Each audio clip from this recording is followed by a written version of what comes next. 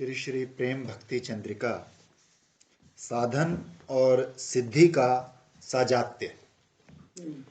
श्री ग्रंथकार महोदय ने पिछली त्रिपदी में रागानुगीय साधक के जिस सेवा चिंतन की बात कही है उसका प्रकार और फलश्रुति बता रहे हैं इस त्रिपदी में कि रागानुगीय गौड़ीय वैष्णव साधक श्री गुरु प्रदत्त अपने सिद्ध स्वरूप में अभिमान स्थापित कर आठों पहर श्री श्री गुरु गौर गोविंद के लीला चिंतन में सेवा चिंतन करते हैं।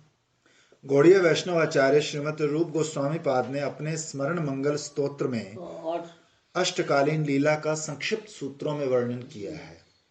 इसी को आधार बनाकर श्री कृष्णदास कविराज गोस्वामी पाद ने श्री श्री गोविंद लीलामृत ग्रंथ में अति विस्तार से श्री श्री राधा कृष्ण की अष्टकालीन लीला का वर्णन कर श्री भगीरथ की तरह लीला रस की मंदाकिनी धारा से साधक समाज को धन्य किया है। तत्पश्चात श्री विश्वनाथ चक्रवर्ती पाद ने श्री कृष्ण भावनामृत ग्रंथ में वो छपा ही नहीं। भट्ट जी कब से व्याख्या कर चुके हुए हैं, वो पता नहीं हरिनाम वाले को क्या हो गया। मैं इंतजार क्यों कर रही हूँ कि वो छपेगा। हाँ। तो वो छप ही नहीं रहा, पता नहीं क्यों। उन सब लीलाओं का विस्तार से वर्णन किया जिनका गोविंद लीलामृत में संक्षिप्त वर्णन था। इस प्रकार उन्होंने अष्टकालीन लीला रस के भंडार को सभी तरह से समृद्ध किया। श्री श्री गौरांग के लीला चिंतन के बिना श्री श्री राधा माधव की लीलाओं का स्फुरण संभव नहीं। इसलिए प्रवृत्ति काल में श्री गोवर्धनवासी श्री कृष्णदास सिद्ध बाबा को स्वयं श्री राधा रानी ने दर्शन देकर अपने भजन निष्ठ वैष्णवों के लिए श्री श्री गौर गोविंद की अष्टकालीन लीला स्मरण उपयोगी बनाकर प्रकट करने की आज्ञा दी। अभीष्ट श्री राधा रानी का प्रत्यादेश पाकर सिद्ध बाबा ने श्री श्री गौर गोविंद लीलामृत गुटिका का प्रणयन कर लीला स्मरण पद्धति को सब प्रकार से स्मरण मनोपयोगी बना दिया। साधक समाज महाजनों की अनुभूति के माध्यम से इस अष्टकालीन लीला रस का आस्वादन कर सके, इस दृष्टि से सिद्ध बाबा ने भावना सार संग्रह नाम का एक सुवृहत संकलन भी प्रस्तुत किया। इस प्रकार पूर्व महाजनों ने पढ़ा था ना पहले वही। श्रीमन महाप्रभु के श्री चरणाश्रित रागानुगीय गौड़ीय वैष्णवों के अंतरंग भजन श्री श्री गौर गोविंद के अष्टकालीन लीला रत्नों के भंडार को अति विशाल और विपुल रूप से समृद्ध बनाया है। गौड़ीय वैष्णव साधक उन्हीं अष्टकालीन लीलाओं का निरंतर चिंतन करते रहते हैं और उस चिंतन में ही अपनी अभिष्ट सेवा का चिंतन करते हैं। तभी श्री ठाकुर महाशय कहते हैं, युगल चरण सेवी निरंतर ऐ भावी अनुरागी थाकिबो सदाए। श्रीमद जीव गोस्वामी पाद ने अपने भक्ति संदर्भ ग्रंथ में नवदा भक्ति में स्मरणांग भक्ति के प्रसंग में श्री गरुड़ पुराण के प्रमाण उद्धृत कर निरंतर श्री हरि चिंतन की प्रयोजनीयता दिखाई है। यदि एक मुहूर्त भी श्री हरि के ध्यान के बिना बीते तो उसी प्रकार रोदन करना कर्तव्य है जैसे दस्यु गण द्वारा सर्वस्व हरण कर लेने पर आदमी ये बड़ी इंपॉर्टेंट हाहाकार के साथ रोदन करता है। कि लीला स्वाभाविक हो जानी चाहिए। चाहे हम ऊपर से बात कर रहे हैं या काम कर रहे हैं तो वहाँ क्या लीला चल रही है, हमारा मन उसमें रहना चाहिए। उसके लिए पहले ये स्मरण करना जरूरी है। जिसको स्मरण शक्ति नहीं है वो नहीं कर सकता। मेरे बाजू में भैया जी थे बाटी बाबा, तो कहते हमारे को स्मरण ही नहीं होता तो हम चिंतन क्या करें। स्मरण शक्ति थोड़ी होनी चाहिए। तभी महाजनों ने अष्टकाल लीला स्मरण का विधान रखा है जिससे भक्त साधक का अष्टकाल में या दिवारात्रि में एक मुहूर्त भी व्यर्थ ना हो पाए, वो इष्ट के श्रीपाद पद्मों की प्रेम सेवा पाकर धन्य हो सके। जो लोग शास्त्र निर्देशों की अपेक्षा ना रख केवल लालसा या लोभ के वशीभूत होकर गर्म पानी लाकर नहीं, पानी नहीं चाहिए, पानी चीज जाती नहीं है तो अंदर चाहिए। केवल लालसा या लोभ के वशीभूत होकर नित्य सिद्ध रागात्मक ब्रजवासियों के भाव का अनुसरण कर उनके नित्य अनुगत्य में श्री श्री राधा माधव के लीला चिंतन के साथ मानसिक सेवा में तत्पर होते हैं, वे ही रागानुगीय रसिक भक्त हैं। तभी रागानुगा भक्ति के साधन के विषय में लिखा है कि बाह्य अंतर एहर दुई तो साधन, बाह्य साधक देह करे श्रवण कीर्तन, मने निज सिद्ध देह करिया भावन, रात्रि दिने करे ब्रजे कृष्णेर सेवन। इसलिए रागानुगे गौड़ीय वैष्णव साधक विश्व के संबंध में मूक होकर, बहुत लोगों की ये प्रॉब्लम है कि यदि वो नाम करते हैं तो लीला नहीं चिंतन होती, लीला चिंतन करते हैं तो नाम बंद हो जाता है। इसलिए दोनों जिसके चलते हैं वो विधान नहीं है। अच्छा। भाव राज्य में विचरण करते हुए सर्वदा अनुराग में भजन शुरू जीवन। में तो पहले थोड़ा लगता था मुश्किल, लेकिन अब क्या है कि नाम अपने आप चलता अपने आप चलता रहता है नाम, और लीला सामने होती रहती है। तभी श्री ठाकुर महाशय कहते हैं कि साधने भाविबो जहा, सिद्ध देहे पावो तहा, राग पथेर ऐसे उपाय। गौड़ीय वैष्णव की अष्टकालीन लीला चिंतन पद्धति में एक परम चिद वैज्ञानिक सत्य निहित है। छांदो उपनिषद में आया है कि इस विश्व में जीव जिस भाव का आश्रय लेता है, यहां से गमन करके भी अर्थात देह त्याग के पश्चात भी उसी प्रकार भावान्वित होता है। अंतमति सोगति। अतः साधक को भावालंबी होना चाहिए। बृहद अरण्यक उपनिषद में भी आया है कि जीव जैसी कामना के परायण होता है वैसे ही कर्म में प्रवृत्त होता है।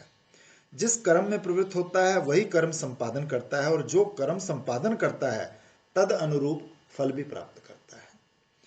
श्रुति वाक्य में अन्यत्र भी देखा जाता है कि जो जैसी उपासना करता है वो वैसा होता है। श्री भगवत गीता में भी भगवान ने कहा है कि सर्वदा जिस भाव का अनुचिंतन किया जाता है उसी भाव में चित्त के तन्निष्ठ होने से अंतकाल में उसी भाव का स्फुरण होता है, और अंतकाल में जिस भाव का स्मरण कर देह त्याग होता है वही भाव प्राप्त होता है।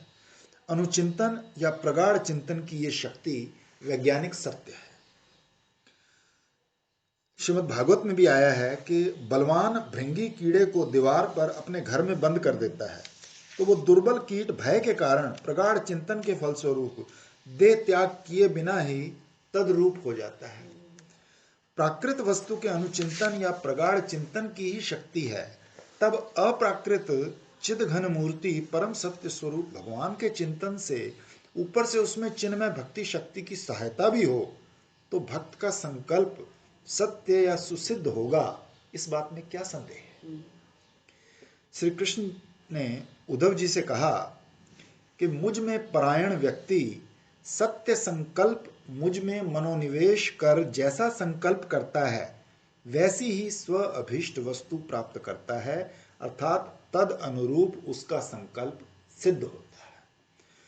परम तत्व साक्षात भगवत वस्तु का आश्रय लेकर जो प्रवर्तित होती है, जिसमें भगवान की आह्लादनी शक्ति की सार वृत्ति भक्ति की प्रबल सहयोगिता रहती है, साधक की वो भावना कभी व्यर्थ कल्पना में प्रवेशित नहीं होती।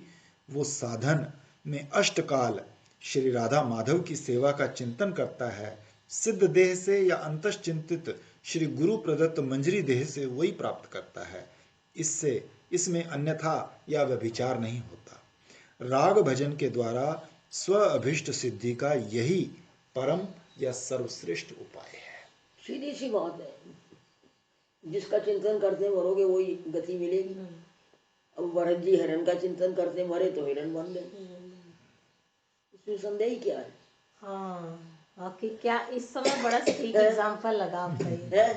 सुना तो है लेकिन अभी एकदम उसके साथ कनेक्ट करके बोला ना, एकदम स्टिक लगा ये पॉइंट कि बिल्कुल हमारे सामने साक्षात है ना कि हिरण का चिंतन कर रहे थे तो हिरण बन गए, तो जब मंजरी का चिंतन करेंगे तो वाकई अब तो बिल्कुल वाकई प्रयास तो ना। देखो चिंतन करते करते जो सामने आता है वही तो स्वरूप है, और हाँ, क्या है, कोई आसमान से थोड़ी गिरेगा। हाँ वो तो भगवान दिखाते हैं, भाई तुम्हारी साधना सत्य है बस, और क्या। हाँ दीदी आज सच में पता नहीं क्यों मुझे अभी ये जो पॉइंट आपने बोला ना उसके बाद जोड़ के मेरे को एकदम जैसे ना उस चीज पर बहुत एकदम से अंदर से विश्वास हो गया कि हाँ मैं ये चिंतन लोग करूंगी तो। पूछते हैं हमसे कि आपको इतनी डॉक्टरी पढ़ के ये सब में कैसे विश्वास हो गया। मैं क्या भाई प्रमाण को जरूरत नहीं है, किसी प्रत्यक्ष को प्रमाण की जरूरत। मैंने कहा हमने तो माना ही नहीं जब तक प्रत्यक्ष नहीं हुआ। हाँ, हम तो सोचते रहे कि जब तक प्रत्यक्ष नहीं होगा तब तक फैसला नहीं करना कि वृंदावन रहना कि मसूरी जाना। हम ये प्लॉट तभी खरीदा जब हमको हो गया। तत्वसार। श्री ठाकुर महाशय पिछली त्रिपदी में साधन और सिद्धि का सजात्य वर्णन कर इस त्रिपदी में उसे दृष्टांत द्वारा स्पष्ट कर रहे हैं। साधने चे धन चाई, सिद्ध देहे ताहा पाई, पक्वा पक्व मात्र से विचार। साधन भक्ति, भाव भक्ति और प्रेम भक्ति एक ही वस्तु की तर और तम अवस्थाएं हैं। रागानुगीय साधक साधन काल में अपनी भावना चिंतन में श्री राधा माधव की सेवा करते करते जिस साक्षात प्रेम सेवा संपदा को चाहने लगते हैं, प्रेम सिद्ध होने पर सिद्ध स्वरूप से वही प्रेम सेवा प्राप्त करते हैं। लालसा युक्त भक्ति की जो अपूर्ण अवस्था है और जो सिद्धि की ओर संचरणशील है, वही साधन भक्ति है। लालसा युक्त भक्ति की जो अपूर्ण अवस्था है और जो सिद्धि की ओर संचरणशील है, वही साधन भक्ति। वो जब घनी अवस्था प्राप्त होती है तो प्रेम भक्ति होती है। इसीलिए कहा गया है कि सिद्ध का जो लक्षण है साधक का, वही साधन है। साधन भक्ति प्रेम भक्ति पाने की या साक्षात सेवा प्राप्ति की आकांक्षा को जगाए रखती है। यही साधन भक्ति का स्वभाव है। तभी कहते हैं साधने च धन चाई, अतृप्ति ही भक्ति का स्वभाव है। साधक भक्ति साधना के जितने उन्नत स्तर पर चढ़ता है, उसके हृदय में उतनी ही उत्कंठा या व्याकुलता जगती है।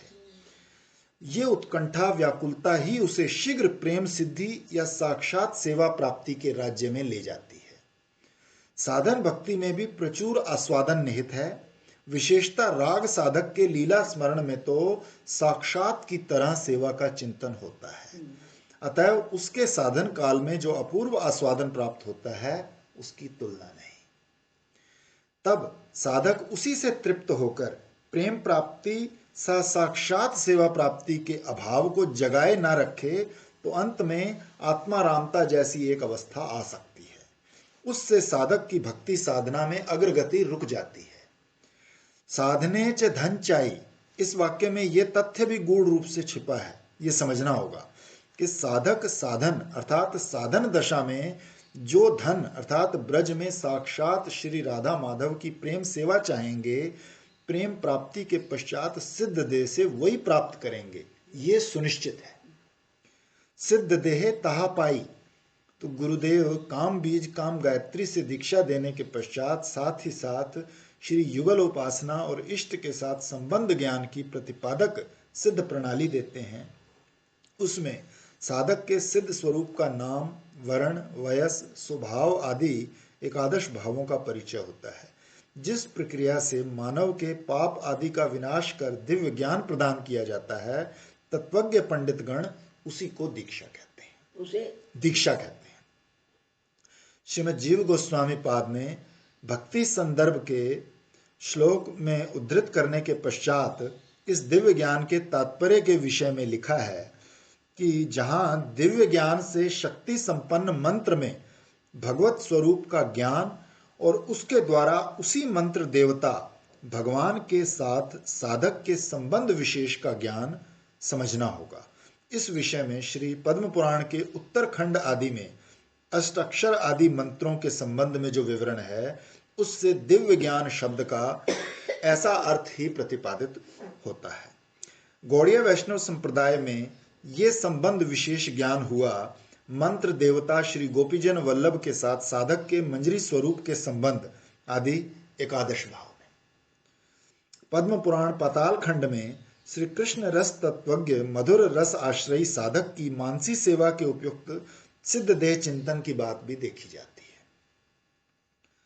शास्त्र का ये जो व्यतिरेक मुख से निषेध और अन्वय मुख से विधि है, इससे ये बात सुदृढ़ रूप से स्थिर हुई कि भगवत सेवा की अभिलाषा रखने वाले भक्त को स्वयं का भगवत पार्षद के रूप में चिंतन करके ही भजन करना होगा। ये पार्षद रूप से चिंतन ही साधक का सिद्ध देह का चिंतन है।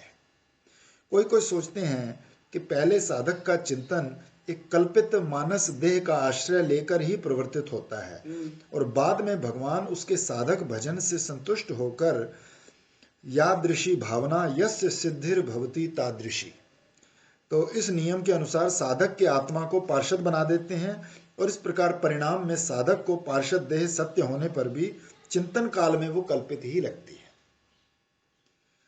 ये शास्त्र और महाजन द्वारा अनुमोदित सिद्धांत नहीं है। श्रीमद् भागवत में आता है कि भगवत पार्षद गण सतत वास करते हैं। वे निष्काम भागवत धर्म द्वारा श्री हरि की सतत आराधना करते हैं। श्रीमद् जीव गोस्वामी पाद ने प्रीति संदर्भ में लिखा है कि भगवान के नित्य धाम में भगवत पार्षद दो प्रकार के हैं। एक जो भगवान की साक्षात सेवा में रत हैं और दूसरे जो भगवान की ज्योति की अंशभूत भगवान के विग्रह की तरह अप्राकृत किंतु निष्क्रिय अनंत मूर्तियां हैं जो वैकुंठ लोक की शोभा संपदा के रूप में नित्य विराज रही हैं। अनंत जीवों में प्रत्येक ही भगवान का दास है, प्रत्येक की ही भगवत सेवोपयोगी देह भगवत धाम में विद्यमान है। भक्ति के प्रसाद से भगवत सेवा की योग्यता मिलने पर भगवत कृपा से वही देह प्राप्त होती है। जीव गोस्वामी ने लिखा ना कि अनंत मूर्तियां वहां सोई हुई है, उसको जगाना ही हमारा काम है। जब हम भजन करते करते उसी भाव से उसको जगा लेंगे तो सामने आ जाएगी। गौड़ीय वैष्णव संप्रदाय में श्री गुरुपाद पद्मों से जो सिद्ध प्रणाली प्राप्त होती है उसमें इस देह का परिचय रहता है। कोई उसे कल्पित न समझे, ये नित्य सत्य है। भगवान लोक में स्थित उक्त अनंत मूर्तियों में से भगवान जिस मूर्ति में साधक को अंगीकार करेंगे, गुरुदेव अपने ध्यान के प्रभाव से जानकर उसी मूर्ति को शिष्य की सिद्ध देह निर्दिष्ट करते हैं। साधन काल में उसी मूर्ति में अभिमान स्थापित कर साधक को साधन भजन करना होता है। प्रेम सिद्ध होने पर उसी देह से साक्षात सेवा लाभ कर साधक धन्य हो जाता है। दीदी, जब नारद जी को पहली दफा दर्शन हुए थे, फिर वो अलोप हो गए थे। नारद जी तो भगवत पार्षद है, उनकी क्या उनको साक्षात दर्शन हुए थे। ये है उन्होंने ना कि अभी कसाय दोष है, एक बार दर्शन दिया अब नहीं दूंगा। हाँ हाँ, तभी तो 3 जन्म लेने पड़ेगा। हाँ, तभी मैं पूछ रही हूँ, उनको साक्षात पहले दर्शन हो गए थे ऐसे? हो सकते हैं, उसमें क्या बात। भगवान तो कृपालु है, किसी को भी दे सकते हैं आत्मनाद होने से, उसमें क्या बात। लेकिन दोबारा नहीं हुए ना। हाँ, दोबारा नहीं।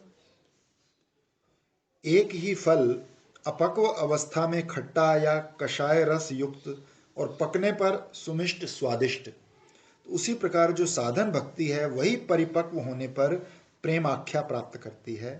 साधन दशा में अनर्थ आदि के रहने से आस्वादन थोड़ा तरल होता है, प्रेम भक्ति में अत्यंत प्रगाढ़ हो जाता है। अपक्वे साधन गति कहकर श्री ठाकुर महाशय ने साधन भक्ति के कुछ एक तत्वों का संकेत किया है। मंदाकिनी प्रवाह अविराम गति से सिंधु की ओर दौड़ता है। सिंधु प्राप्त न होने तक उसमें किसी प्रकार का विराम नहीं आता। उसी प्रकार साधन भक्ति मंदाकिनी धारा की तरह प्रेम भक्ति रूपी सिंधु की ओर अविराम दौड़ती रहती है। यद्यपि फल के पक्व उस दृष्टांत के साथ इसका मेल नहीं है, तब भी प्रेम भक्ति की पिपासा साधक के हृदय में सतत जागरूक रहकर उसमें अविराम साधन भक्ति की प्रवृत्ति उत्पन्न कर उसे प्रेम के राज्य में ले जाती है। इसी अंश में दृष्टांत की सुसंगति है। साधन भक्ति प्रेम भक्ति का उपाय है, उपेय भी, अर्थात वही प्रेम के रूप में रूपांतरित होती है। पक्वा पक्व फल के दृष्टांत से बताया गया है और यही साधन भक्ति उपाय और उपेय भी है। कारण साधन भक्ति का आस्वादन भी कम नहीं है। प्रेमी गण भी साधन भक्ति के रसास्वादन की वासना किया करते हैं। जो सुपक्व आम्र खाते हैं वो भी अपक्व आम, अचार या अमल आदि के रूप में सेवन की इच्छा किया करते हैं। फिर गति का अर्थ है एक प्रकार। अपक्वे साधन गति कहने का अर्थ है कि श्रद्धा से आरंभ कर आसक्ति तक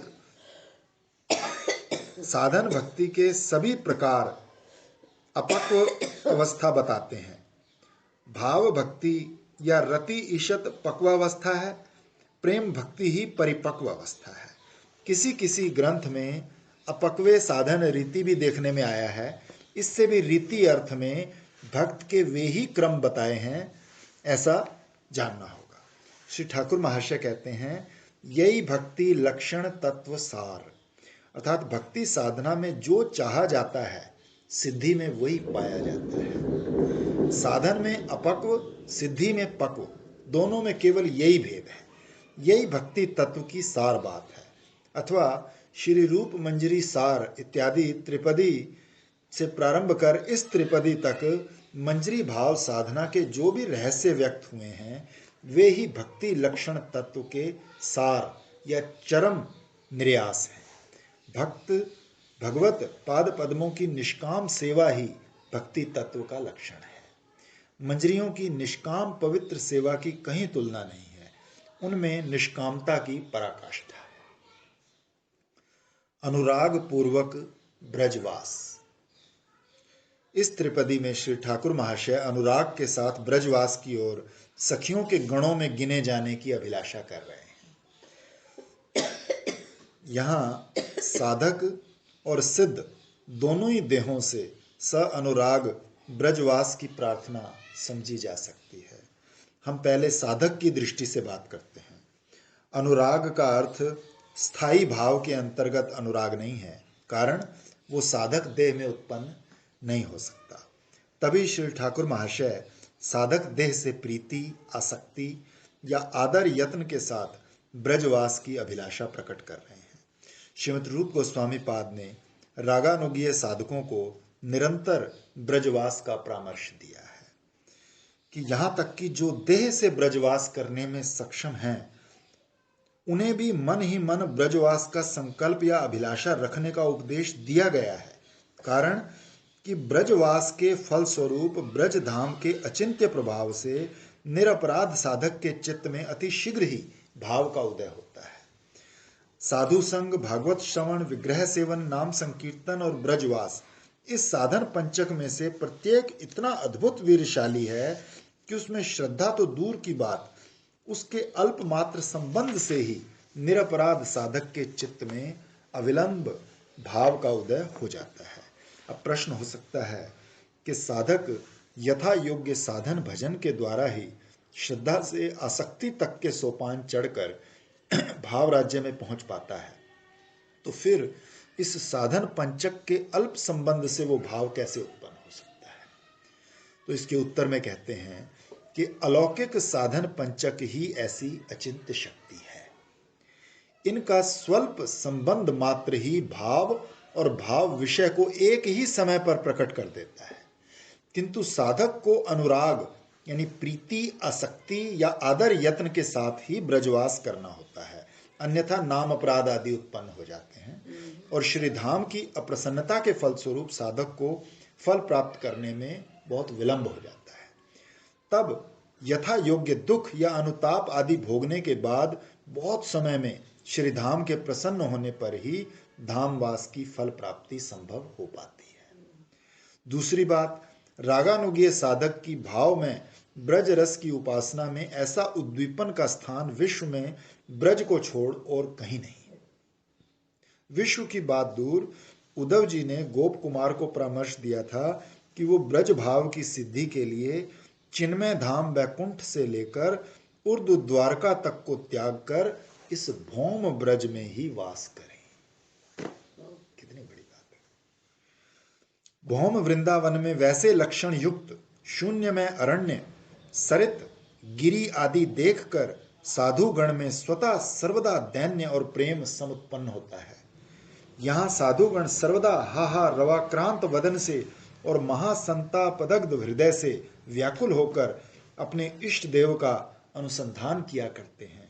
इस भौम ब्रज में आकर श्रील गोप कुमार की भी वैसी भाव दशा हुई थी। श्री गोप कुमार ने श्री जन शर्मा से कहा, हे ब्राह्मण, भौम ब्रज में आकर मैं सर्वदा महाआरती से भरकर रोदन करता, अर्थात परम कातर होकर करुण स्वर में हा नाथ कहकर पुकारता इसी प्रकार दिन रात बीतते मैंने बहुत समय तक जो सब अनुष्ठान किए थे वो सुख प्राप्ति के लिए थे अथवा महादुख सागर में डूबने के लिए थे, ये भी नहीं जान पाए। किसी प्रकार भी समझ नहीं आया कि मैं दावाग्नि शिखाओं के बीच रह रहा हूं या परम मधुर परम निर्मल सुशीतल यमुना जल में वास कर रहा हूं। यही है मधुर चरित्र साधक देह से अनुराग के साथ ब्रजवास करने का चित्र। श्री रूप सनातन रघुनाथ आदि षड गोस्वामीगण इसी प्रकार महा अनुराग में ब्रजवास का चरम आदर्श स्थापित कर गए हैं। फिर इस त्रिपदी से यह भी समझा जा सकता है कि सिद्ध देह से साक्षात लीलाधाम ब्रज में अनुराग पूर्वक वास करने की अभिलाषा क्या होती है।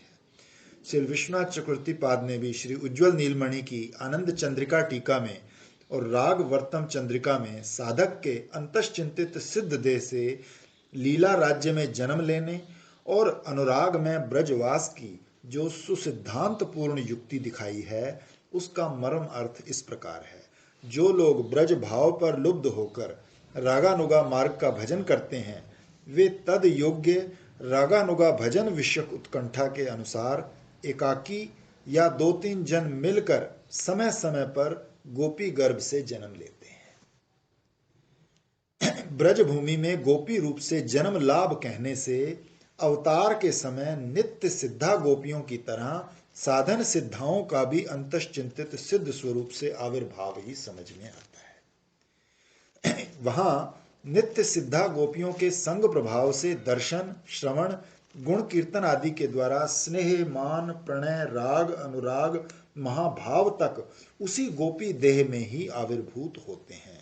साधक देह में तो प्रेम तक ही उदित होना संभव है, स्नेह से महाभाव तक बाकी सब ऊपर के हैं, मान प्रणय स्नेह राग अनुराग भाव महाभाव।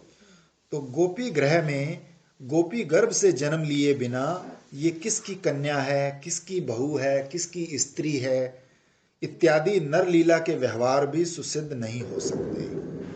रागानुगा मार्ग में सम्यक साधन निरत जात प्रेम भक्त के हृदय में दीर्घ काल तक जब श्री कृष्ण की साक्षात सेवा पाने के लिए प्रबल उत्कंठा जगती रहती है, तो उसके चित्त में तब स्नेह आदि प्रेम भेद उदित न होने पर भी श्री कृष्ण कृपा परवश होकर उसे साधक देह में ही स्वप्न में या साक्षात रूप से सपरिकर एक बार दर्शन देते हैं। तत्पश्चात जैसे नारद जी को चिदानंद में देह दान की थी, वैसे ही उस जात प्रेम साधक को भी तद्भाव भावित ब्रज गोपी का देह दान करते हैं। इसके पश्चात श्री वृंदावनीय प्रकट प्रकाश में श्री कृष्ण परिकर गण के आविर्भाव के समय स्नेह आदि प्रेम भेद की सिद्धि के लिए वही देह योग माया द्वारा गोपी गर्भ से आविर्भूत होती है। इस विषय में मुहूर्त का भी विलंब नहीं होता, मुहूर्त का भी इस विषय में विलंब नहीं होता। तभी तो महाराज जी कहते थे ये छोटा और वो मिला। यानी ये छोटा तो योग माया जहां पर लीला हो रही है वहां ले जाएगी, स्पष्ट लिखा है। कारण कि उस समय साक्षात सेवा प्राप्ति के लिए प्रेमिक की जो उत्कंठा होती है, उसे देखते हुए उसे तत्क्षणात लीला राज्य में ले जाने के अतिरिक्त और कोई उपाय नहीं रहता। इसलिए स्नेह आदि प्रेम परिपाक सिद्धि के लिए और गोपी गर्भ से जन्म देकर नर लीला सिद्धि के लिए उसे प्रकट लीला में ही लेना होगा। प्रकट लीला का भी विराम नहीं, वो अनंत ब्रह्मांडों में आलात चक्र की तरह चल रही है। इसीलिए तो कहते हैं ना कि कोई लीला आप कभी भी चिंतन कर सकते हो। क्यों? मतलब जैसे इस वक्त झूला नहीं है, इस ब्रह्मांड में तो झूला नहीं है, गोधूली का टाइम है, लेकिन अगर आप झूला डालोगे मानसी में तो जहां झूला हो रहा है वहीं आपको स्फुरित हो जाएगा। देह भंग के साथ साथ योग माया कृपा कर जात प्रेम भक्त को उसी ब्रह्मांड में गोप ग्रह में जन्म देती है जिस ब्रह्मांड में उस समय श्री कृष्ण लीला प्रकट है। इस प्रकार साधक का सिद्ध देह से नित्य सिद्धाओं के साथ महा अनुराग पूर्वक ब्रजपुरवास सुसिद्ध होता है। जैसे हरि नाम लेना महाप्रभु ने आसान कर दिया, लीला भी कितनी आसान कर दी है, जो मर्जी चिंतन करो। नित्य सिद्धा सखियां भी उसे योग्य जानकर अपने गणों में सम्मिलित कर श्री युगल की साक्षात सेवा देकर धन्य करती हैं। इसी से साधक की सभी आशा पूरी हो जाती है। तभी कहा है, सखीगण गणनाते आमारे लिखिबे ताते तब ही पूर्व अभिलाष।